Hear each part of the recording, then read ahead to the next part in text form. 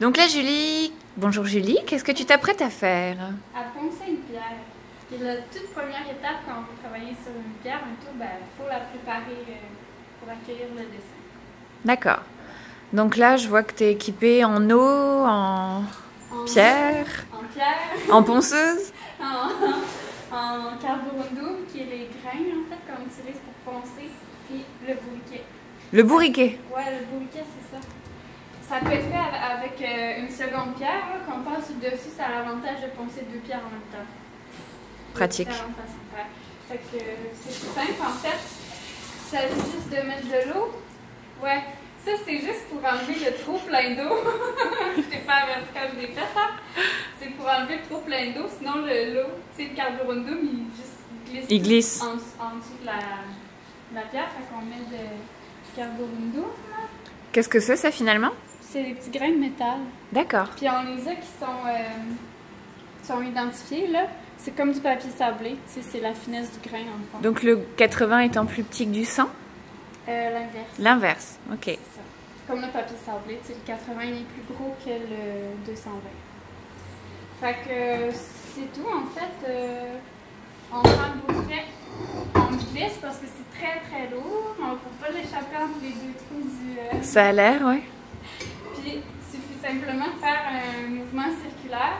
Puis d'y aller, de faire la pierre en entier selon des petits schémas là, pour s'assurer que c'est poncé vraiment plat. Parce que tout repose sur des détails. Puis si la pierre est creuse au milieu ou c'est bombé, ben, ça a des conséquences quand on veut imprimer. Quand on passe le rouleau, ben, le rouleau il en pas bien partout. Là. Ce qui fait que des fois, quand on veut poncer, on peut mesurer la pierre avant pour voir est-ce qu'elle est droite, est-ce qu'il y a des corrections à faire, puis on la mesure aussi une fois que c'est fait. Fait que c'est tout simple, on met une règle des papiers de soie en dessous. S'il glisse les papiers de soie, c'est qu'il y a un creux. S'il glisse pas, c'est que c'est nickel. Fait qu'on s'assure que tout est beau partout. Tout a l'air tellement simple quand c'est toi qui expliques. Ouais, hein? Mais ça vient, à un moment donné, ça vient simple. Là. Fait qu'on tourne le briquet.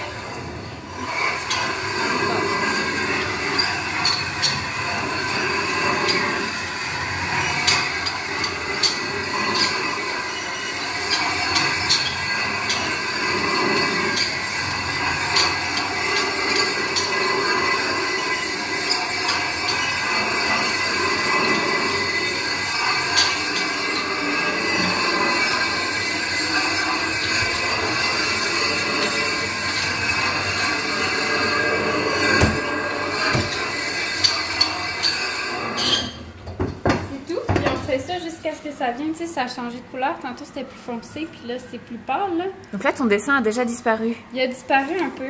Ah oui, ok, il reste des traces. Ouais, c'est à force de le faire, il va disparaître, tu sais. Et donc là, la prochaine étape, ça serait que tu... Là, tu étais au grain 80. Est-ce que tu vas changer de grain ensuite? Ben, on fait 2 fois chaque, puis après ça, on change. Ça peut durer combien de temps de poncer une pierre de même? C'est pas si long, c'est pas si long. Ça peut... Ben, ça dépend aussi parce que là, il faut bien rincer la pierre puis le bourriquet. Parce que s'il y a une graine 80 qui se retrouve dans le sang, ben, il peut faire une graphine.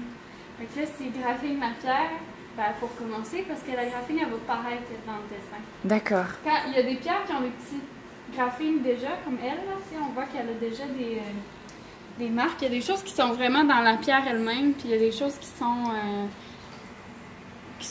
des graphines de carborundum. Là. Quand c'est dans la pierre, ça paraît pas. Mais si c'est des graphines de carborundum, ça paraît. Fait qu'il faut vraiment bien rincer. Puis en passant d'un grain à l'autre, moi ce que je fais, c'est que je la sèche complètement la pierre. Ben je vais faire 80, 100. 80 n'est pas nécessaire tant que ça. Mais après le 100, à chaque fois, j'arrête, j'assèche ma pierre, je m'assure qu'il n'y a rien. Je passe au 180. Parce que s'il y a une graphique déjà au 100, je suis mieux de recommencer là que d'attendre un transo 220. Fait que je le fais comme ça.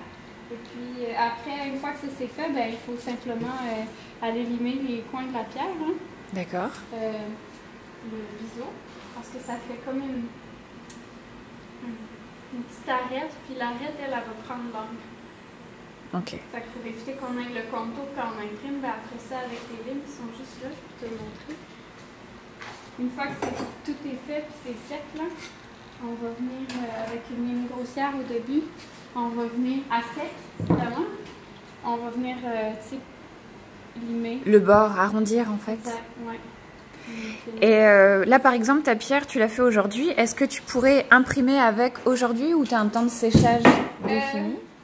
Ben, si je suis bien motivée, mais c'est pas une bonne idée. Il vaut mieux quand même l'étendre sur 2 jours parce que après poncer, une fois qu'elle est sec, là, c'est de l'eau, fait que ça s'éjette.